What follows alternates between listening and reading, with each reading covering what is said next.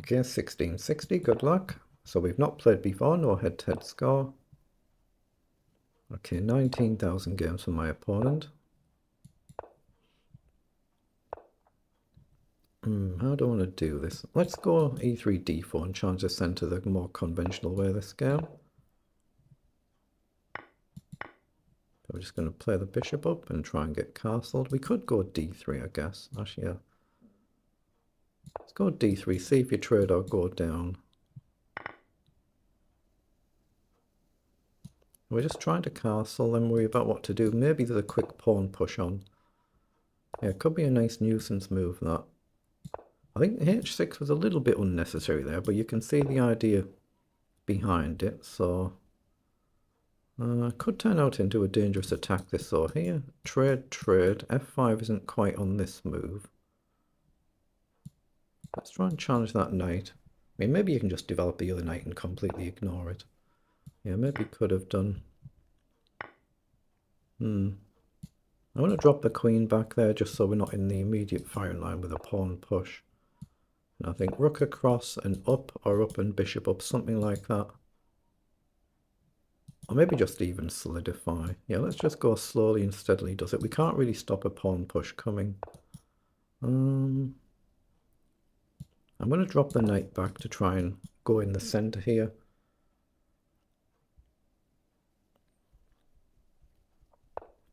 Okay, comes forward, so I think we can still go there.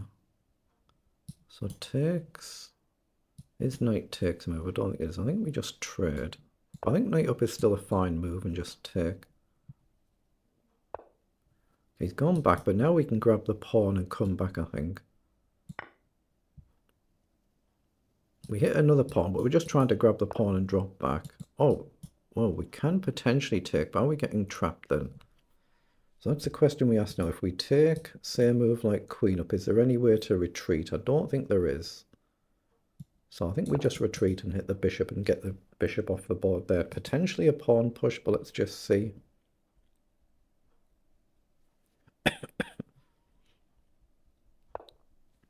Oh, potentially we can actually push the pawns here with this and with this.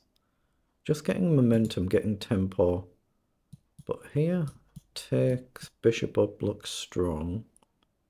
Maybe you've actually got rook across. Maybe it's, yeah, a bit unnecessary to do anything silly. So bishop up could be a good development move. Let's get the bishop up with tempo on the queen. We can still take the bishop next move. Oh, that's a blunder. Yeah, that's why sometimes you play development moves, just in case your opponent makes a mistake not paying attention. I could have taken the bishop first there as well, but obviously now we're up material, we just want to simplify the position. So let's bring the rook onto the open file. And now this rook across as well. Okay, I'm going to play a pawn up to stop this knight jump, and then try and find a better square for my bishop.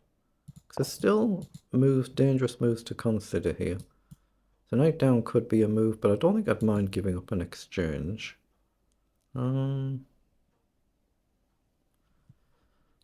Yeah, bishop back, knight down. Say just queen up. Takes, rook takes. We're getting developed. We're up material. I mean, I could play rook up, but I don't think I should. Hold on, can I just take a pawn here as well? Gain a pawn, lose a pawn, gain a knight, lose a knight, gain a pawn, knight across. Actually, maybe even queen up could be a move, but you've got this.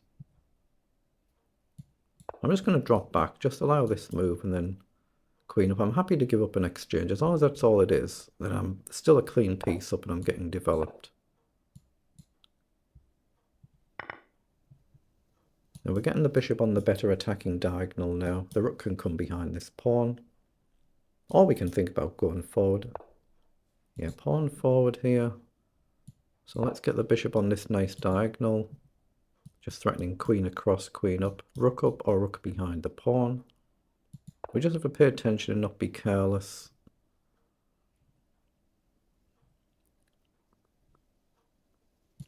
I like the idea of rook forward here. Just get forward. So he's gone back. So I think queen down if you push. I think I just take. I think I do. I'm trying to come back to do this. That's what I'm aiming for. Not easy, is it? Not easy.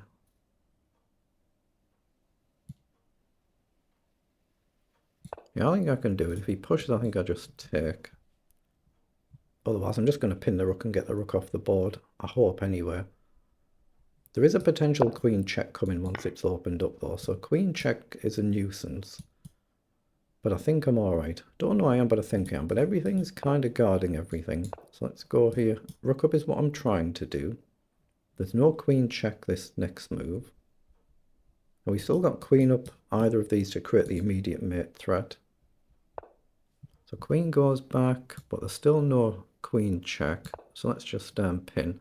If you take, you actually blunder the queen, so that would be a bad blunder. There's no check there. So we just check.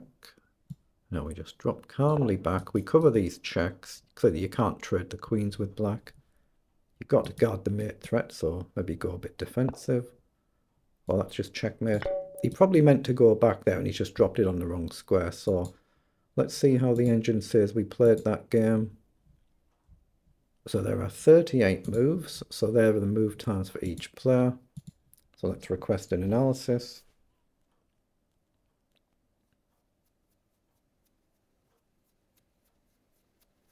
Obviously, it was just a one-move slip at the end, but we were comfortably better and winning. It was just a case of can we convert it without running out of time. But it was just that one-move mouse slip. You think our opponent clearly meant to drop the queen back to guard. So we played that one pretty well. 96% versus 87% accuracy. CPL is 12 versus 39. But yeah, in that final position there, you can see our opponent would have meant to drop back, but we're still +5 better. It's just a case of can we then convert in the last minute and a half we've got. But I was just intended to simply march the pawn on a little bit and then maybe queen across. Or even queen back, queen across. We could trade the queen and bishop for the queen and we're still comfortably better. So that was a good game.